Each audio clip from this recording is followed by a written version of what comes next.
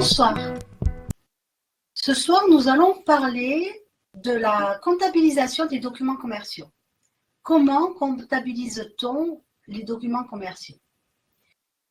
On a vu qu'il y a un principe de contrepartie au niveau de la comptabilité. Les documents commerciaux sont les factures. On a d'un côté à comptabiliser les factures de nos achats et de l'autre à comptabiliser les factures de nos ventes. Le schéma d'enregistrement est sensiblement le même, inversé bien évidemment, puisque les achats sont au débit et les ventes sont au crédit. Alors nous allons commencer par les achats. Les achats se classifient en différents comptes. Alors bien évidemment, ils sont beaucoup plus nombreux que ça, mais ici, on ne traitera que des principaux. En mnémotechnique, ce qu'on peut retenir, c'est que 60, c'est tout ce qui est matériel, concret. 61, c'est de la prestation de service qu'on peut faire nous-mêmes, mais qu'on choisit de faire à quelqu'un d'autre.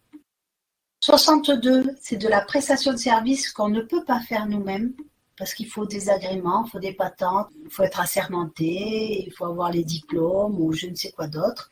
Même le transport, parce qu'il faut une FIMO pour faire le transport. 63, c'est tout ce qui est taxes et impôts. 64, c'est tous les frais qui sont liés aux tiers et notamment les salariés. 65, ce sont les autres charges qui ne sont pas dans les premiers cas. 66, c'est ce qui est financier. 67, c'est ce qui est exceptionnel. Et 68, ce sont les charges calculées. Dans une écriture, il y a un double sens. On va enregistrer. D'un côté, on va formaliser le fait d'avoir acheté quelque chose. On va acheter de la matière première. On va acheter des approvisionnements. On va payer le loyer. On va formaliser la charge, tout simplement. Comme c'est une charge, elle va être au débit. Ici, on formalise la charge, donc on met, alors bien évidemment, le journal d'écriture, c'est le formulaire de saisie de l'information dans le logiciel de comptabilité. Donc, on va utiliser le schéma du journal qui est normalisé. On utilise toujours les mêmes modes de présentation des informations. Certaines écritures, il y a plus d'informations que d'autres. Ça va dépendre du logiciel, ça va dépendre du comptable. Il va paramétrer son logiciel selon ce qu'il cherche à retrouver comme information quand il va la vouloir. Donc on peut avoir juste le binaire comme ça, ou alors on peut avoir avec l'échéance, le mode de paiement, le machin, le truc, voilà. Donc on peut avoir 10 colonnes à renseigner. Il faut savoir une chose, c'est que tout ça, ça prend du temps. Donc après, il faut voir, il faut faire un choix entre l'information que vous conservez et combien elle nous coûte en temps. Voilà, sachant que le trop est l'ennemi du bien. Revenons à nos schémas d'enregistrement. Donc on met le numéro de compte d'achat. On va ajouter à côté le libellé du compte. Alors que mettons dans le libellé? Beaucoup mettent 601 achat de matières premières.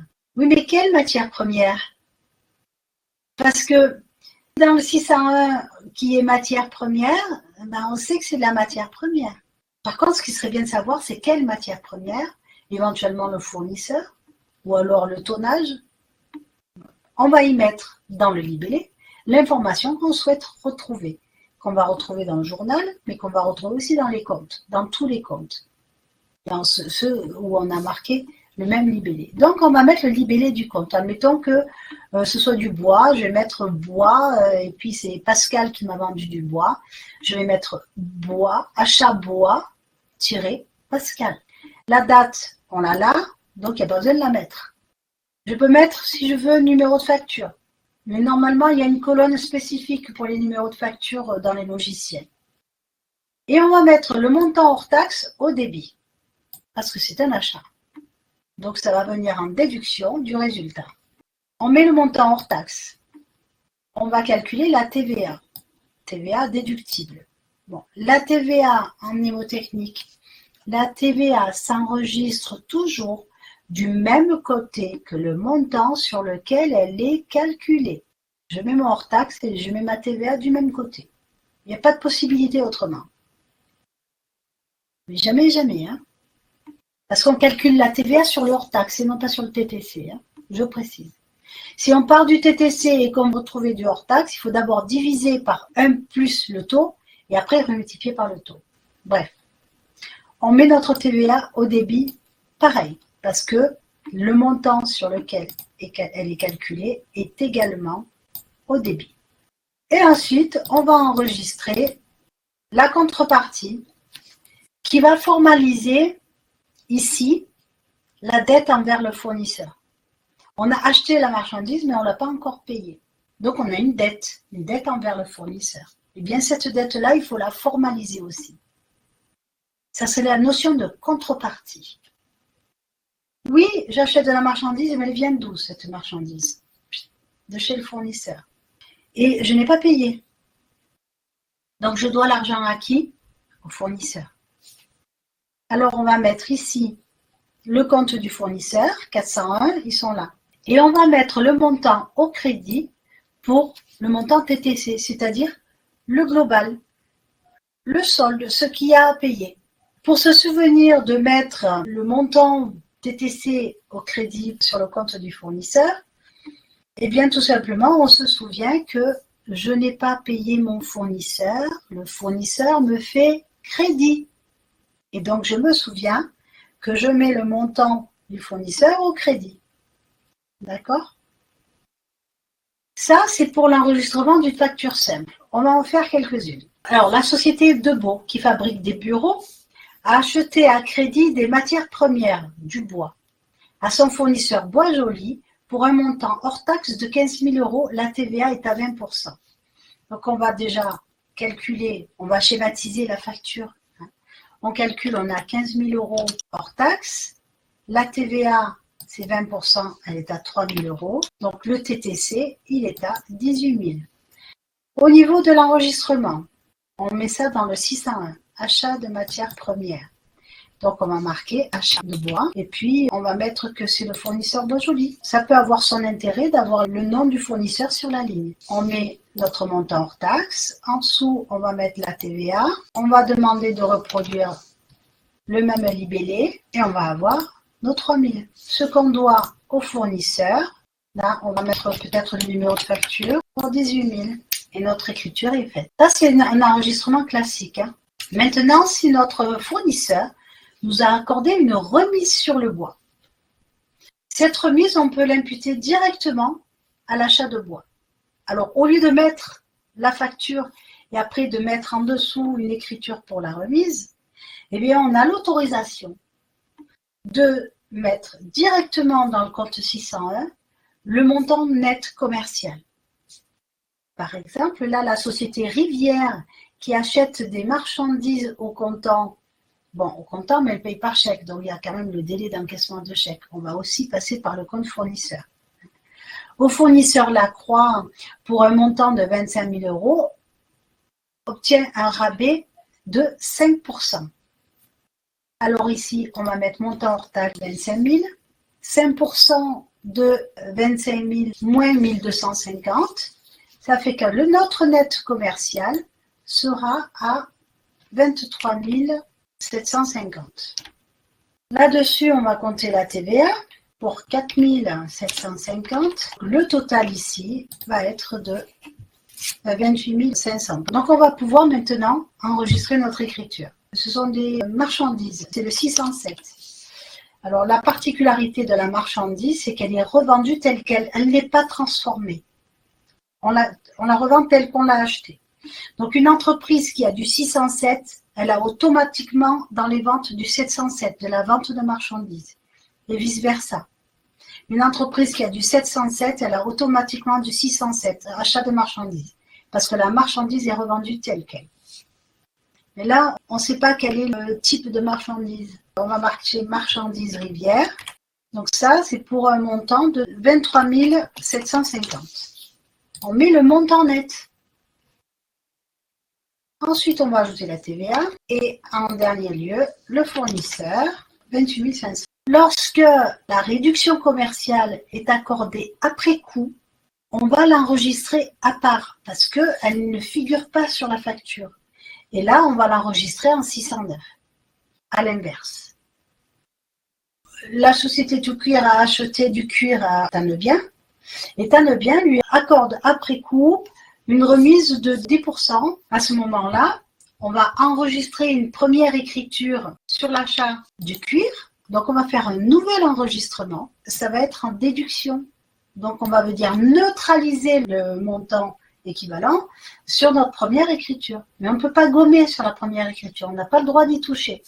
Alors, on va enregistrer l'écriture de l'avoir. On va venir dans le 401. Vous voyez, au lieu de finir par le 401, je commence par le 401.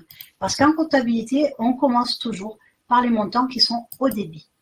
Donc, dans le 401, je vais avoir 10% de remise, 10% de 33 600. Ça va faire 3 360. On va avoir la TVA. Mais la TVA, on va la mettre à l'inverse. On va la mettre là. Et ensuite, notre réduction. Alors, on ne va pas le mettre en 602. On va le mettre en 609, 2800. Voilà. Et on a nos 10% qui sont enregistrés. On va mettre en 609 aussi la remise qui est sur une même facture, mais sur laquelle il y a plusieurs produits. Et donc, on ne peut pas imputer la remise à un produit. On ne va pas s'embêter à faire du prorata. Non, non, c'est pas ça. C'est-à-dire qu'on a de la matière première, on va avoir de l'outillage et on va avoir une remise de 1000 euros. Donc là, on ne peut pas imputer la remise au produit. Même si on a 20% de remise, on l'a en bas de page, on n'a pas ligne par ligne. C'est sûr, si on l'a ligne par ligne, on va la mettre dans chaque achat. Mais si on n'a pas ligne par ligne, le comptable, il a autre chose à faire que s'amuser et de répartir les pourcentages par ligne. Donc, il ne va pas recalculer. Il va tout simplement mettre sa remise en 609, tout simplement. On continue. Les factures avec escompte. L'escompte, c'est la rémunération de l'argent. C'est quand le client a payé plus tôt que l'échéance prévue. Donc, il nous a avancé de l'argent. Comme une banque, quand elle nous prête de l'argent, et bien là, le client, on va rémunérer le fait qu'il ait bien voulu payer plus tôt. Ça s'appelle l'escompte. L'escompte, ce n'est pas un rabais. C'est un produit pour le client. Et en cela, on l'enregistre dans le compte de produit, le 765. Et il faut vraiment le compter comme un revenu, parce que c'est un revenu financier. Alors, il y a beaucoup de personnes qui ont du mal avec la TVA sur l'escompte. Si l'escompte figure sur la même facture que la facture d'achat, et au moment où on enregistre notre facture d'achat, on sait qu'on a payé dans les temps et on sait qu'on va avoir droit à l'escompte. À ce moment-là, on va avoir le net commercial, l'escompte, le net financier, on va calculer la TVA, la TTC, et ça va tout être englobé dans la même écriture. Là, on va enregistrer l'escompte hors taxe, et donc il va être calculé sur le hors taxe. Si l'escompte parvient après coup, c'est-à-dire que le fournisseur, une fois que le client a payé, calcule le pourcentage d'escompte et renvoie un avoir, à ce moment-là, l'escompte est calculé sur le TTC, parce que le montant avancé par le client, il est TTC. À ce moment-là, quand on va enregistrer l'escompte, il y a de l'escompte sur la TVA. On va devoir sortir le hors-taxe de l'escompte, divisé par 1,20, et c'est toujours 20, hein. Cherchez pas, il n'y a pas de... même si le matériau il est à 10%, eh bien, la TVA sur l'escompte, c'est 20, parce que c'est une prestation de service. Ça équivaut à une prestation de service. Donc, la TVA sur l'escompte, on va l'isoler de l'escompte pour sortir l'escompte hors taxe et enregistrer la TVA sur l'escompte. Et cette TVA sur l'escompte, ce n'est pas une TVA collectée. Elle vient en déduction de la TVA déductible. C'est ardu, je comprends. Hein. Mais on va faire les deux modèles d'écriture. Alors, on a ici, hors taxe, on a 17 500. L'escompte, 2% de 17 500, ça fait 350. Donc, on a moins 350. Donc, on va avoir un net financier à hauteur de 17 150.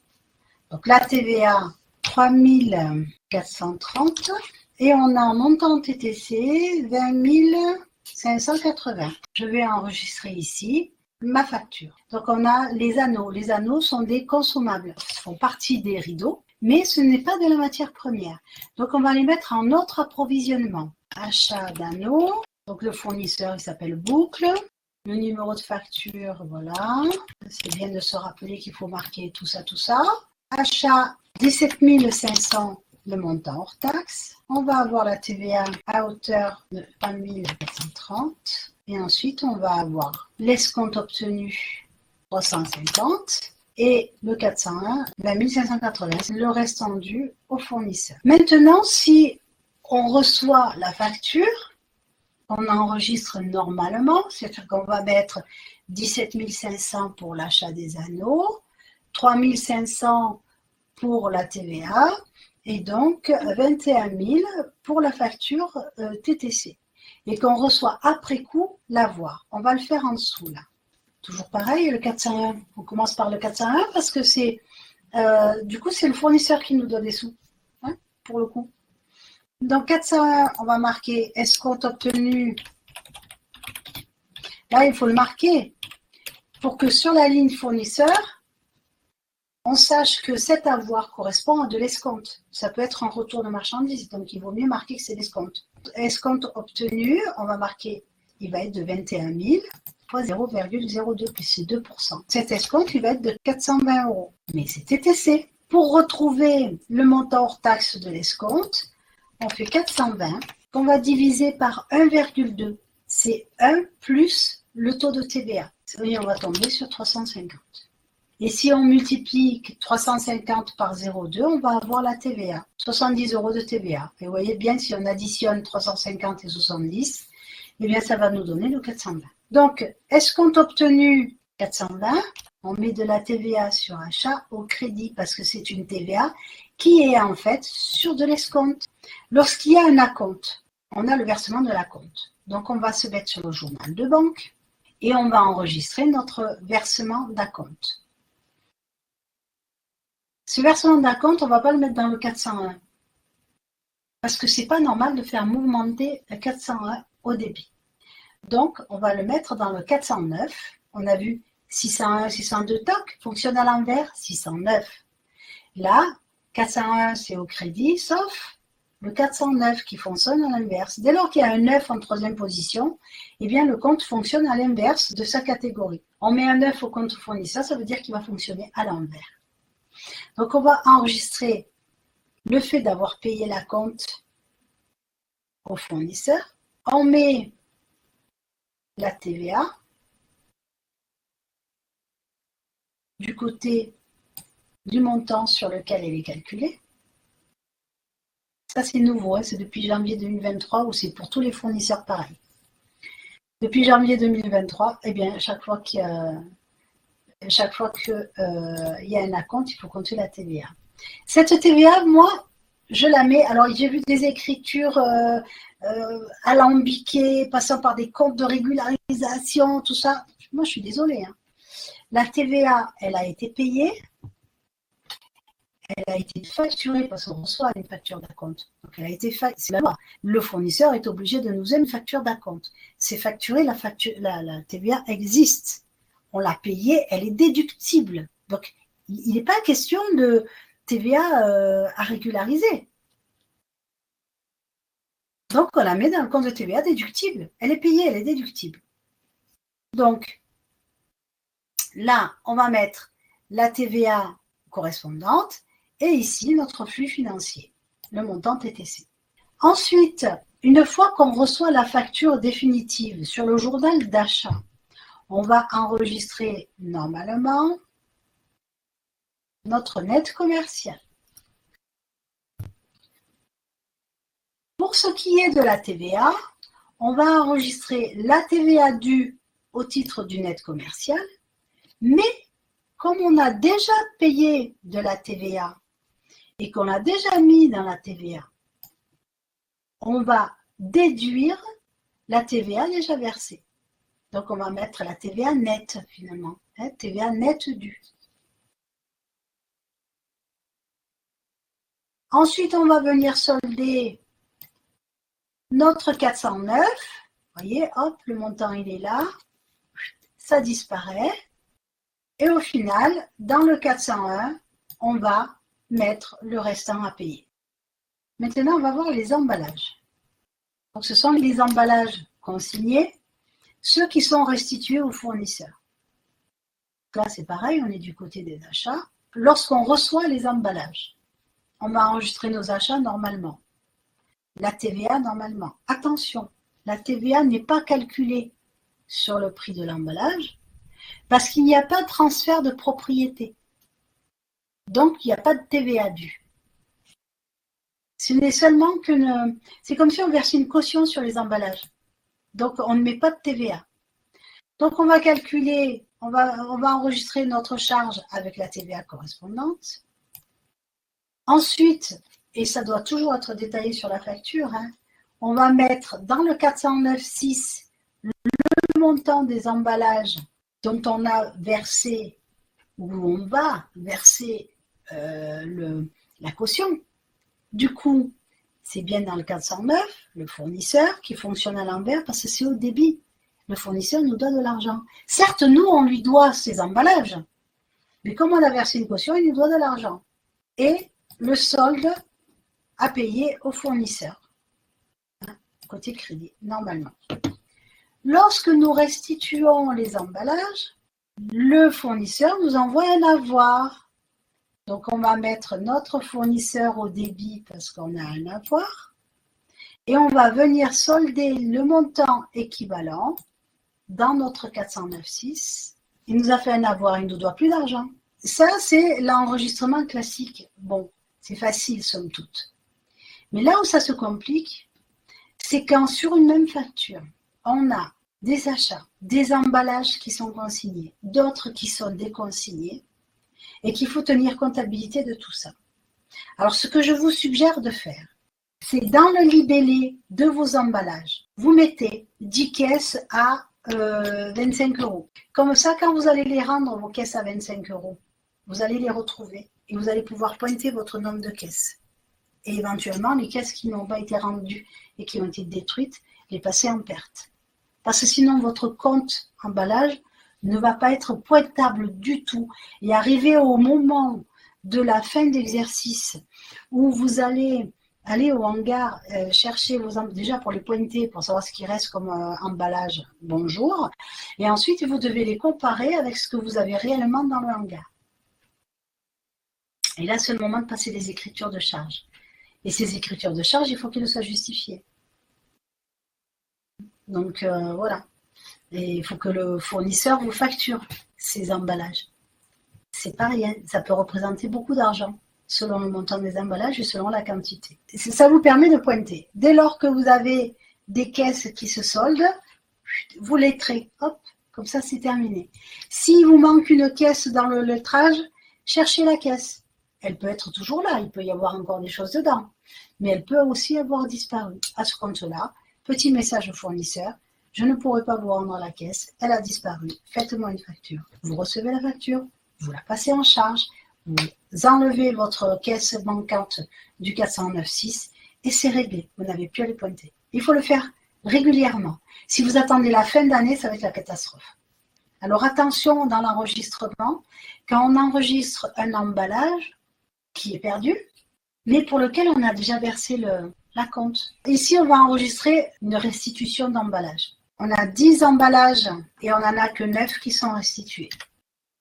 Donc, le 10e, on va le passer en charge.